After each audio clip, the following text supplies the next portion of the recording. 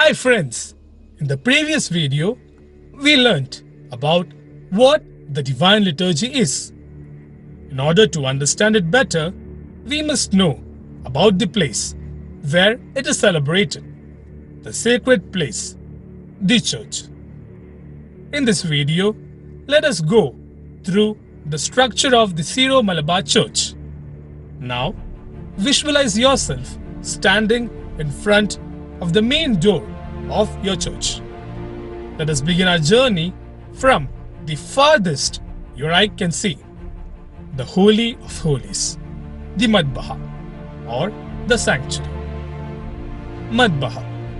It signifies the sepulchre, the throne and the banquet table of God. Here we see the altar on which the Holy Qurbana is sacrificed, attached to the eastern wall. The eastern wall is the wall we face, since our liturgy is celebrated facing the east. Second, Bethgaza. Towards the both sides of the altar, we find the preparation tables, which is called the House of Treasure or Bethgaza, because the objects that become God are treasured here. Third, sanctuary veil. In many of our churches, we have seen a curtain or veil covering the Madbaha. This is known as the sanctuary veil. This symbolizes the holiness and the mystical nature of the mysteries being celebrated inside. It is when this veil is opened during Sarvadibana, Lord of all, that we see the above-mentioned Madbaha. It must not be seen as a barrier to the sacred, but as a door to the sacred. 4. Eternal lamp. The lamp is kept burning at all times to signify the presence of Christ in the Tabernacle. In Leviticus 24 verses 2, we see God commanding the Israelites to keep a lamp burning in His presence always. Fifth, St. Thomas' Cross or Mar Thomas Leva. It is placed on the eastern wall, that is, the wall that we face. While the crucifix, the cross with Christ hanging on it, signifies the passion and death of Christ, the Mar Thomas Leva signifies Christ's resurrection and second coming. Sixth, Tabernacle. The Tabernacle is the prison of love. It is where Christ's body and blood are preserved.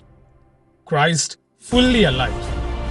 Originally, it was not part of our tradition, but came about as an influence of the Latin Church.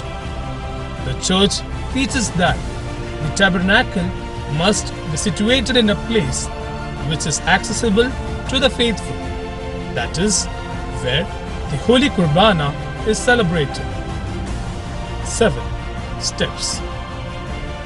There are 3 steps that lead to the Madbaha. They signify the ascent to the heavenly place. It is also symbolic of Jacob's ladder. In the book of Genesis, chapter 28, verses 20 to 21, we read about a dream which Jacob had, wherein he sees angels ascending and descending from heaven on a ladder. 8. Sacristy. It is situated on the northern end or the left end of the Madbaha. It is also called as Besdayakon or Diakonikon in Syria. It is the place where the sacred vestments, books and vessels are kept, and where the priest prepares for the Holy Qurbana. Thus, it is meant to be a place of preparation and silence. 9. Baptismal font. It is situated in the southern end of the Madbaha and is also known as the womb of the church. The reason it is kept so close to the Madbaha is to show the close relation between the Holy Qurbana and baptism. This is also where the Holy Murad or Holy Oil is present. 10th, Haikala. The place where you stand during the Holy Qurbana is called the Haikala. It represents the earth and the created world. This is also where the Bema is situated. 11th, Bema.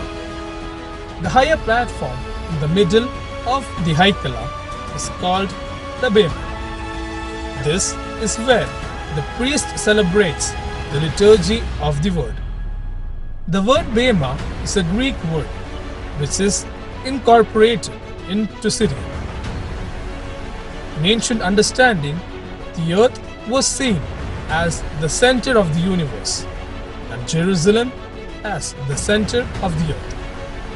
Similarly, in the church, we see the Haikala, which represents the earth, and the Bema situated in the middle of it, which represents Jerusalem, the place where Christ celebrated the salvific liturgy of the word, the proclamation of the good news.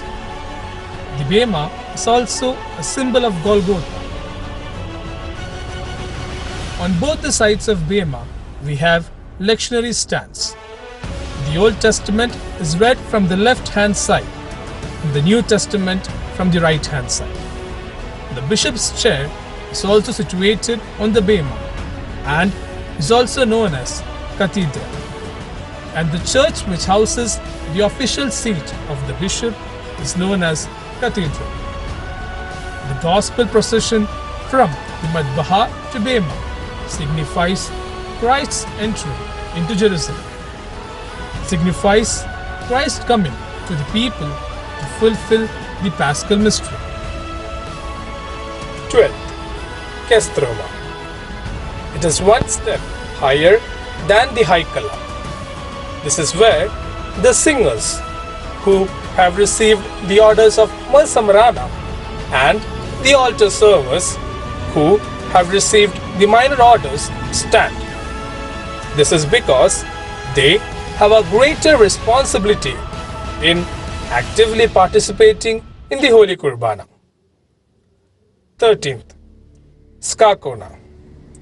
The narrow path that leads from the Bema to the Madbaha is called the Kakona. It also signifies the narrow path to heaven.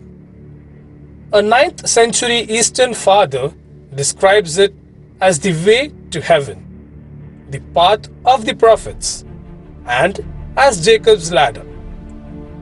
In Sacrosanctum Concilium, we read that the worshipping community is on a pilgrimage to heaven, which this Kakona signifies.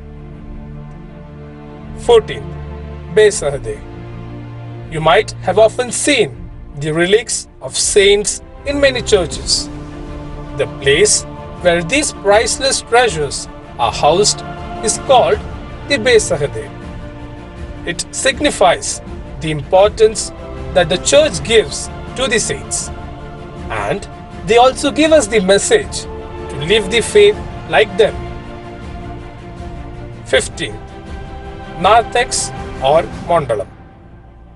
This is the place just outside the main door of the church. This is the place where one prepares before entering the holy place, that is, the church. Those who couldn't participate in the liturgy of the Eucharist used to come and stand here after the liturgy of the Word. Marnarsai says that they used to weep over their fate and praise the fate of those who were able to participate in it. We have understood the structure of the holy place from the outermost narthex to the innermost madbaha. Though the narthex is not part of the church, it has a higher degree of holiness than any ordinary place, since it is part of the church. The hiala is holy. The Kroma is holier. The madbaha is the holiest. Thus must be the journey of a Christian who has begun his spiritual journey.